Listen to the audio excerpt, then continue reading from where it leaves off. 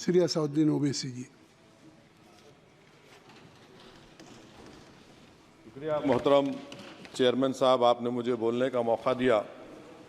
मैं शुरुआत में बताना चाह रहा हूं कि मैं हुकूमत की तरफ से लाए गए इस रेजोल्यूशन की मुखालिफत में बोल रहा हूं और मैंने अमेंडमेंट्स भी दिए हैं प्रेजेंट एड्रेस के लिए। और चेयरमैन साहब, आप उर्दू को जानते हैं। किसी एक शायर ने शायद बरसर इक़्तिदार जमात के लिए ये शेर कहा होगा कि उसूल बेचकर मसनद ख़रीदने वालों, निगाह अहले वफ़ा में बहुत हक़ीर हो तुम। वतन का पास तुम्हें था न होगा कभी कि अपने हिर्स के बंदे हो, बेज़मीर हो तुम।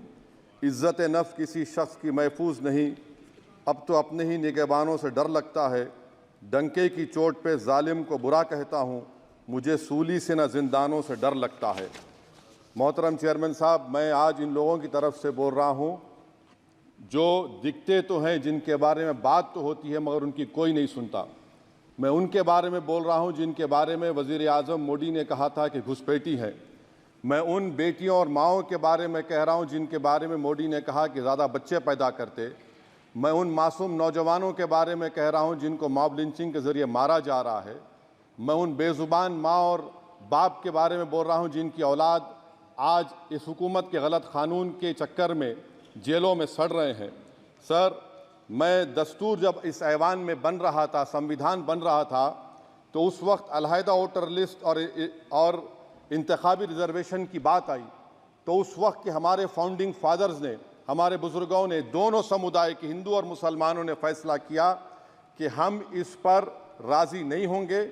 बल्कि उन्होंने क्या कहा था हमारे फाउंडिंग फादर्स ने, उन्होंने मुखालिफत की थी अलहदा वोटर लिस्ट की और इंतखाबी रिजर्वेशन की।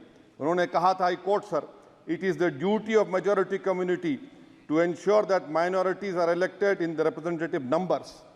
बीजेपी मुसलमानों की नफरत पर जीतती है और मुसलमानों के नाम निहाद मसीहा मुसलमानों के 90% ज़्यादा वोट हासिल करते हैं, मगर फिर भी इस ऐवान के दरवाजे नहीं खुलते मुसलमानों के लिए और सिर्फ 4% मुसलमान जीत कर आते हैं। सर, संविधान सिर्फ एक किताब नहीं है जिसे चूमा जाए, संविधान एक किताब नहीं है जिसे दिखाया जाए, संविधान एक सिंबल भी है, मगर संविधान एक हमारे बुजुर्गों के ख्वाबों की किताब है। हमारे जमहूरियत को हमारे बुजुर्गों ने इस तरह समझा, हमारे फाउंडिंग फादर्स ने इस तरह जमहूरियत को समझा कि इसमें हर समुदाय और मजहब और समाज के मानने वाले लोगों की राय को शामिल किया जाएगा इस मुल्क को चलाने के लिए। मगर इस ऐवान में सिर्फ 4% मुसलमान जीत कर आते हैं। मैं संविधान से जो मोहब्बत के दावे करते हैं उनसे कहूँगा कि कभी उठाकर पढ़ो कॉन्स्टिट्यूएंट असेंबली डिबेट्स में कि नेहरू ने, H.C. मुखर्जी ने, सरदार हुकुम सिंह ने माइनॉरिटीज़ के बारे में क्या कहा था।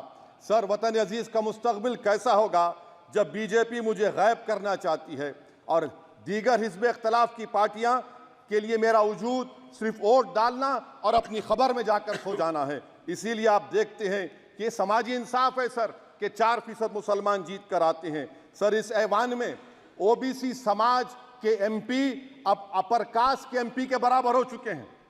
ओबीसी समाज के एमपी अब अपर कास्ट एमपी के बराबर हो चुके हैं और 14% मुसलमान सिर्फ 4% जीत कर आते हैं।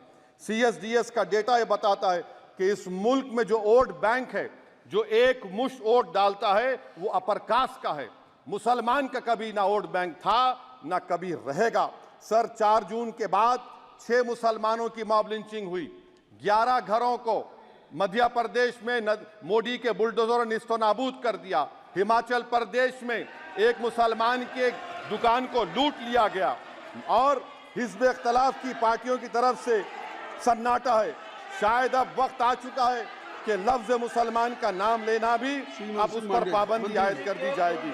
सर, मैं ये बात बताना चाह रहा हूँ कि नरेंद्र मोदी को जो मैंडेट मिला है। एक मिनट,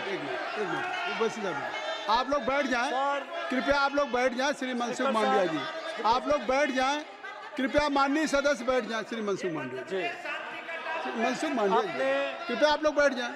अपने प्रारंभिक कृपया आप लोग बैठ जाएं। आप लोग बैठ जाएं। माननीय सदस्य ने अपने प्रारंभिक भाषण में जो शब्द प्रयोग करा है उसको ऑथेंटिकेट करा जाए। और अभी उन्होंने उल्लेख करा कि मोदी के बुलडोजर ने वहाँ मॉब लिंचिंग करा है उसको भी ऑथेंटिकेट करा जाए। निश्चित तौर से इसको ठीक है ठीक है ठीक है ठीक है ठीक है। उवैसी साहब जब भी कोई बात नहीं सर, आप चेयर पर बैठे हैं जी, इसलिए आप मंत्री जी को पेट में दर्द हुआ, माशाल्लाह, शुक्रिया उनका। नहीं, तो सर मैं ये बोल मंत्री की रहा था, जवाबदेही है अरे ये नहीं मंत्री इससे की बुरी बात क्या है? पेट में दर्द हो सकता है। वो दर्द ये सब ठीक अच्छा है। दर्द हुआ, चलिए दर्द हुआ, दिल का दर्द हुआ।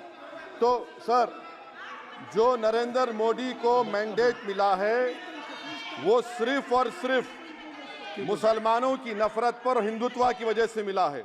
आई would like to say it is not Modi's in doc but every single person voted him despite his anti Muslim voice. And I would like to tell the opposition parties, this is not a moral victory for you, this is a victory of majoritarianism. Everyone should contemplate and do introspection. Why is it that the OBCs and the upper caste are getting their due representation? Why are the Muslims not getting?